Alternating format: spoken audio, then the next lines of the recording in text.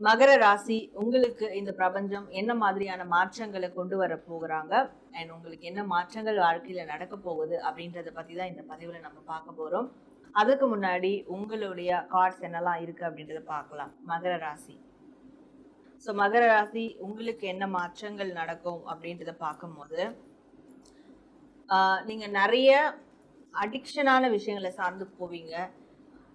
அடிக்ஷன்ற போது kind of ஒரு alcohol addiction இல்லை பேட் ஹேபிட் அடிக்ஷன் அந்த மாதிரி அதுதான் அடிக்ஷன் கிடையாது.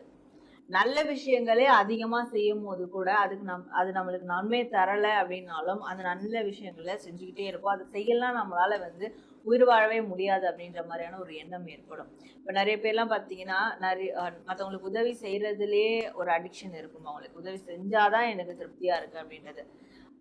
ஏதாவது ஒரு கொடை தானம் மாதிரியான விஷயங்கள் கொடுத்தாதான் எனக்கு திருப்தியா இருக்கு. ஆனா எல்லாமே அளவுக்கு மீறும் போது அது நஞ்சாதான் மாறும். அது கால் ஆஃப் ஒரு அடிக்ஷனா தான் மாறும். அப்படியான அடிக்ஷன்ஸும் இருக்கு. அப்போ சில பேருக்கு அது இமோஷனல் ரீதியான விஷயங்களும் அடிக்டிவா இருப்பாங்க. நான் பாசத்தை கொடுத்துக்கிட்டே இருக்கேன், மற்றவங்களுக்கு என் அன்பை கொடுத்துக்கிட்டே இருக்கேன். ஸோ அது தேவைப்படாத இடத்துலையும் அதை கொடுத்து அந்த அன்புக்கும் ஒரு மரியாதை இல்லாமல் பண்ணிடுவீங்க. ஸோ அப்படியான ஒரு அடிக்ஷனும் சில பேருக்கு இருக்கும். ஸோ இந்த அடிக்ஷன்ஸ் எல்லாம் உங்களை விட்டு கண்டிப்பா போக போகுது. ஏன்னா உங்களுடைய உண்மையான ஷேடோ சைடு என்ன, உங்களுடைய நிழல் எது, நிஜம் எது அப்படின்றத நீங்க தெரிஞ்சுக்க போறீங்க. ஸோ அப்ப அந்த ஷேடோ மாதிரியான விஷயங்களை எல்லாமே விட்டுட்டு நிஜத்துக்குள்ள வர போறீங்க. ஸோ இந்த ஒரு மாற்றத்தை யூனிவர்ஸ் உங்களுக்கு பெரிய அளவுல ஏற்படுத்த போறாங்க.